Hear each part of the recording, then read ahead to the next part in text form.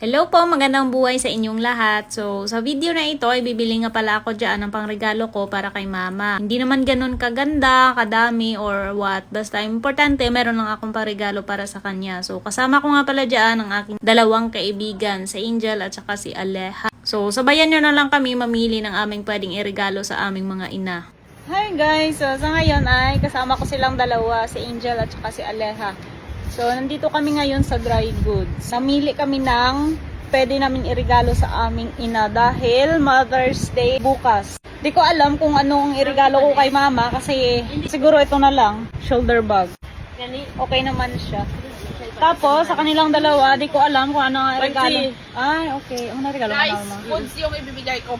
So, sa kay Angel, foods daw yung kay nanay niya. Sa nanay niya. And then kay Aleha yung underwear. Tapos ito sa akin.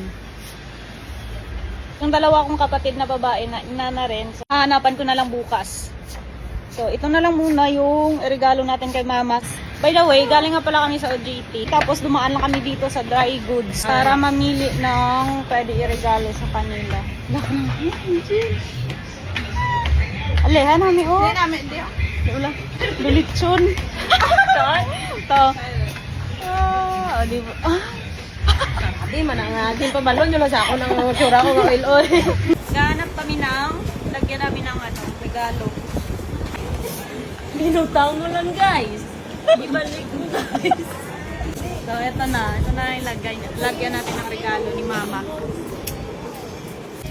Babayad na po tayo sa counter. Anong binili niyo? Na Ma'am, ano yung binili mo? regalo para kay mama. Go auto focus. Na. Nami ako adi sa sulod. Neta, ngita ang lang sa nagbala ne. Na reflection. Puros ka dulom na no. Inner child. Oh, bata ni. Tama na ni. Di ako naman. Tama na pero di ako naman. Naampak ka? Hindi ko.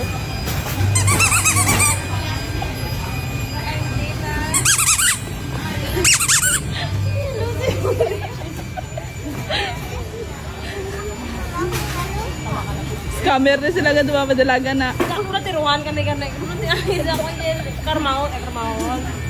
So, nagbayad na nga pala kami dyan sa counter at pagkatapos ay umuwi na rin kami sa kanya-kanya naming mga bahay. At ako naman ay dumiretso sa sakahan kasi nandoon sila ni mama at doon ko na rin ibinigay ang regalo ko para sa kanya. Pagkabigay ko kay mama ay binuksan niya naman kaagad kahit na napakasimpleng regalo lang pero napaka-speechless ng reaction niya. Natuwa talaga siya. Pero sa totoo lang kahit hindi Mother's Day dapat alalahanin natin palagi ang sakripisyo nila para sa atin. Kahit sa ganung paraan ay masaya na ang mga yan kahit wala ng regalo. So again, to all mothers out there, happy Mother's Day at maraming salamat palagi sa sakripisyo nyo at sa walang sawang pagmamahal. Mag-ingat po kayo palagi at God bless po sa inyong lahat.